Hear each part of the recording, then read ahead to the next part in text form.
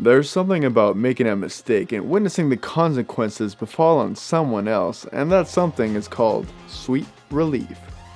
I don't like the idea of messing up, and neither do you. Each blunder exposed is a little bit of extra stress in our life that we don't really need. So let's deflect it onto someone else, and the best part is when it's somebody else's mistake from the start.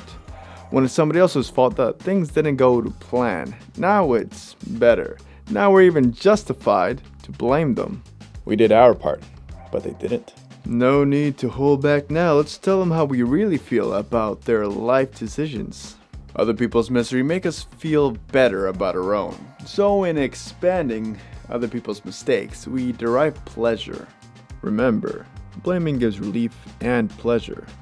Now let's flip the script. So you make a mistake, and you get blamed for it. The weight is all yours to bear, and you understand this because you're a reasonable, responsible human being.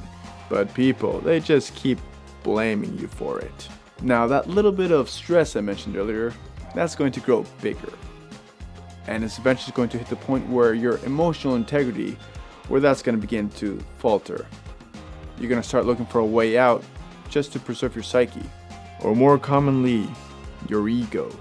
Shameful things can arise from this need of preservation, from this need of relieving yourself from the anxiety. Ooh, and it's fucking worse when you get blamed for somebody else's mistake. I mean, that really sucks, especially if you try to correct the truth, but the narrative is already set.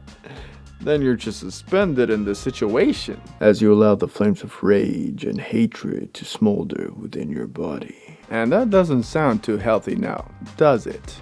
Being blamed primarily makes you feel anxious, angry, or wronged. It's easy to blame. In fact, it's convenient. The reward in it, the pleasure and the relief, reinforce the behavior. But when it comes to taking the blame, now that's a little bit more difficult now, isn't it? When it comes to taking the blame, our identities can be impugned, i.e. we can become insecure. And when that trigger sets in, we will fight it. We will justify ourselves in a way to resecure our self-identity. I did what I could with what I had. It was a difficult situation. Had so-and-so not interfered, this wouldn't have happened.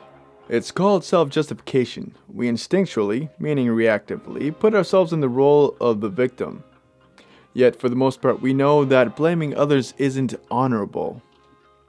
When we come across someone who can take the heat and not bitch about it, we're attracted to them. Why? Because they're reliable. We can rely that they'll be honest and not hide things. We can rely that they'll cover for us when we're not strong enough to cover for ourselves. That they'll face adversity without cowering, which is hard to do, which is why it's admirable. Now, I'm not a perfect individual. In fact, I was the type of kid growing up that would either lie or throw somebody else under the bus to save his own skin. So I was a piece of shit. And as a veteran piece of shit, I can tell you that for a fact, the difference between blaming somebody and taking responsibility is a split second. It's a split second from being cowardly to being strong. That propensity to blame is an impulse. It is an immediate and unconscious choice that we make.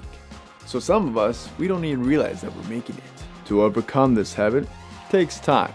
And to be honest with you, I haven't overcome this habit myself.